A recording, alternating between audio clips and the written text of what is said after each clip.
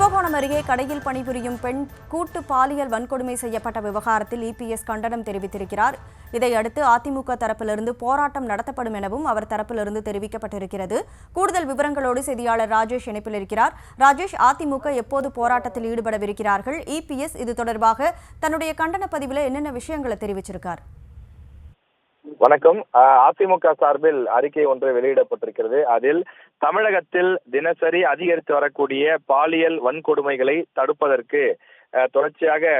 தடுப்பதற்கான அந்த விஷயங்களை செய்யாமல் தொடர்ந்து தமிழக அரசு வேடிக்கை பார்த்து வருவதாக அதிமுக சார்பில் கண்டன பதிவு வெளியிடப்பட்டிருக்கிறது. அது தொடர்பாக வெளியிடப்பட்டிருக்கக்கூடிய இந்த அறிக்கையிலே சிறுமி முதல் முதியோர் வரை யாருக்கும் தமிழகத்தில் பாதுகாப்பு இல்லை என்றும், தொடர்ச்சியாக திமுகவினுடைய நிர்வாக சீர்கேட்டிற்கு தஞ்சாவூரே சாட்சி என்றும் அதிமுகவினுடைய கண்டன அறிக்கையிலே வெளியிடப்பட்டிருக்கிறது. இது தொடர்பாக கட்சியினுடைய பொதுச் செயலாளர் எடப்பாடி பழனிசாமி அவர்கள் வெளியிட்டிருக்கக்கூடிய இந்த அறிக்கையிலே தஞ்சாவூர் மாநகர கழகத்தின் சார்பில் தஞ்சாவூர் புதிய தபால் நிலையத்தின் அருகில் மாபெரும் கண்டன ஆர்ப்பாட்டம் வரும் 23ஆம் தேதி வெள்ளிக்கிழமை காலை 9:30 மணிக்கு நடைபெறும் என்றும் தெரிவிக்கப்பட்டிருக்கின்றது.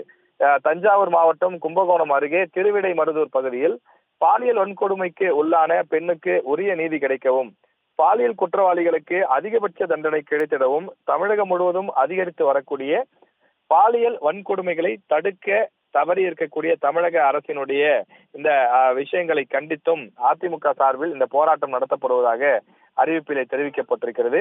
தொடர்ந்து இது போன்ற இந்த ஒரு மாவட்டத்தில் மட்டுமில்லாமல் தொடர்ச்சியாக பல்வேறு இடங்களிலும் இது போன்ற விஷயங்கள் நடைபெற்று வருவதாகவும் அதிமுக சார்பில் தெரிவிக்கப்பட்டுள்ளது. மேலும் 2026 அதிமுக சார்பிலே அரசு பதவியேற்ற பிறகு அண்ணா பல்கலைக்கழகத்தில் யார் அந்த சார் என்றும், குற்றத்தில் சம்பந்தப்பட்ட பிற சார்கள் விவகாரம் தொடர்பாகவும் கண்டிப்பாக வெளிக்கொண்டு வரப்படும் என்றும் அவர்கள் தெரிவித்திருக்கிறார்கள். உண்மை குற்றவாளிகள் யாராக இருந்தாலும் அவர்களுக்கு சட்டப்படி அதிமுக ஆட்சி காலத்தில் உரிய தண்டனை பெற்றுத்தரப்படும் எனவும், அண்ணாநகர் சிறுமி பாலியல் வன்கொடுமை வழக்கு மீண்டும் முழுமையாக விசாரிக்கப்பட்டு பாதிக்கப்பட்ட சிறுமியின் பெற்றோருக்கு உரிய நீதி பெற்றுத்தரப்படும் எனவும் அதிமுக பொதுச் செயலாளர் எடப்பாடி பழனிசாமி வெளியிட்டிருக்கக்கூடிய அறிக்கையிலே தெரிவித்துள்ளார்.